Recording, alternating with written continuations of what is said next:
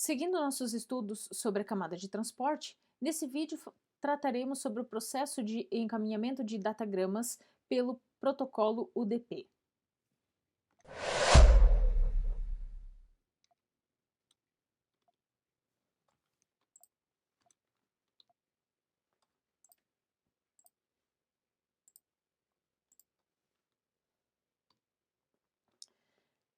Enquanto o TCP ele implementa uma comunicação orientada à conexão, que tem como objetivo a confiabilidade da comunicação, o UDP ele prevê, ele foi desenhado com o objetivo de gerar baixa sobrecarga. Então, o UDP não estabelece uma conexão, ele vai fornecer o transporte de dados com o mínimo de sobrecarga possível, porque ele tem um cabeçalho de datagrama muito pequeno. Ele não tem o gerenciamento de fluxo, ele não implementa controle de recebimento, e por não implementar controle de recebimento e não fazer o gerenciamento do fluxo, porque isso implica em recebimento de ACKs e verificação de capacidade de processamento, ele vai gerar segmentos muito pequenos. E esses segmentos pequenos, que sim podem ser perdidos no processo de comunicação, eles geram também baixa sobrecarga, sobrecarregando o mínimo possível os dispositivos intermediários, ou seja, os roteadores, no meio da comunicação. Então, o objetivo é que não seja gerado nenhum tráfego além do estritamente necessário. E o objetivo, então, o UDP ele é desenhado para aplicações que não têm como um requisito a confiabilidade, ou para aplicações que não podem arcar com o custo da confiabilidade. E esse custo implica em reter lá no destinatário os segmentos e entregar os segmentos ordenados. Então, para quem usa o UDP, para as aplicações que implementam o UDP, elas precisam suportar o recebimento fora de ordem, porque o UDP não faz ordenação. Precisa suportar descarte ou perda de datagramas que podem simplesmente nunca chegar ou podem chegar atrasados. O remetente nunca vai saber, não é o objetivo do protocolo, que o remetente saiba quais datagramas chegaram ou quais datagramas foram perdidos. Então, o UDP não rastreia números de sequência, tanto que ele não prevê número de sequência no cabeçalho, da mesma maneira que o TCP. O TCP tem lá no seu cabeçalho informação sobre o número do segmento, ou o UDP não tem. O que o UDP coloca no seu cabeçalho? As portas de origem, destino e um checksum. O UDP não tem como, ou não tem um meio de reordenar os datagramas, principalmente porque ele não tem essa informação sobre o número de sequência.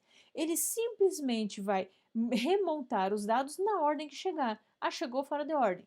Tudo bem, encaminha para o aplicativo e a aplicação, nesse caso, quem tem que fazer a ordenação, se for necessário, é a própria aplicação. E aí isso tem que estar implementado nos protocolos da camada de aplicação.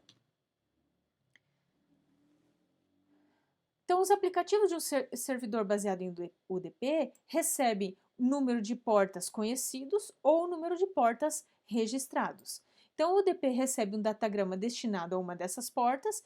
Quando um UDP receber um datagrama destinado a essas portas, ele encaminha os dados à aplicação apropriada com base no seu número de porta. Por exemplo, aqui a gente tem o exemplo do DNS. O DNS roda na porta 53, por padrão, e quando um cliente ele precisa encaminhar a mensagem para a porta 53, essa mensagem ela é única, ela é exclusiva, ela não tem outras mensagens, não existem outros datagramas que agregam, que podem complementar. Então, a resposta, a solicitação é de um datagrama e a resposta é de um datagrama também. Solicitações de radios do cliente também vão ser recebidas em uma porta UDP que é 1812. Então, essas são algumas aplicações que utilizam, que implementam o protocolo UDP. Como funciona então o processo no cliente? O cliente ele vai selecionar dinamicamente o número de porta a partir de uma faixa de número de portas e usa essa porta como a origem para a conversa. Então, lá no cliente é sorteado um número de porta alto. Lembra? Em alguns vídeos anteriores a gente falou sobre números de portas. No vídeo de número de portas, a gente falou sobre essas portas altas. Então, o sistema operacional vai verificar uma porta alta que esteja disponível e essa porta é atribuída para o processo que está encaminhando a mensagem. Essa porta é aberta, associada a essa comunicação, coloca-se então a porta de origem como porta de origem, essa porta selecionada e como porta de destino, a porta do serviço que eu estou com o qual eu estou tentando me comunicar.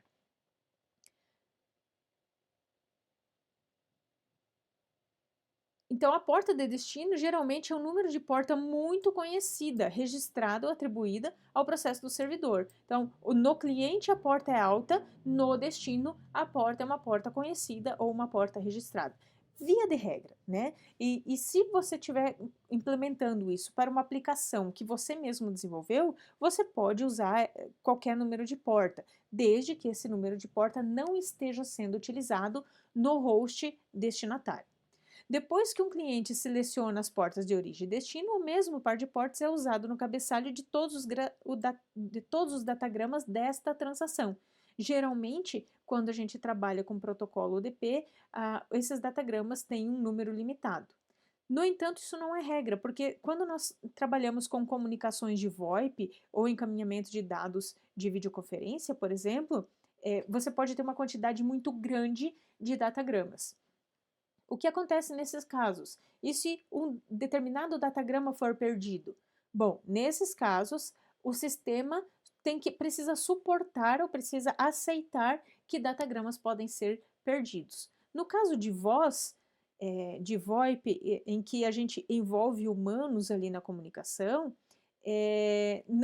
não é um requisito muito forte a questão da confiabilidade, porque a confiabilidade ela pode ser empregada pelo próprio usuário, né? Então você está conversando com alguém por VoIP, então se você perder, não receber alguma mensagem, você mesmo, o usuário, pode solicitar o reencaminhamento daquela informação, né? Quando a gente pede para alguém repetir o que falou, por exemplo, porque a mensagem está, porque a comunicação está cortando, a gente usa alguns termos como cortando, pipocando, quando ela está instável, às vezes dá umas travadas na tela, mas aí o usuário ele pode prever, ele pode solicitar o reencaminhamento dessa mensagem.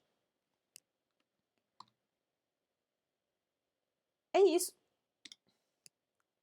Então, esse é o processo de comunicação de UDP. E aqui nós encerramos o nosso estudo sobre a camada de transporte.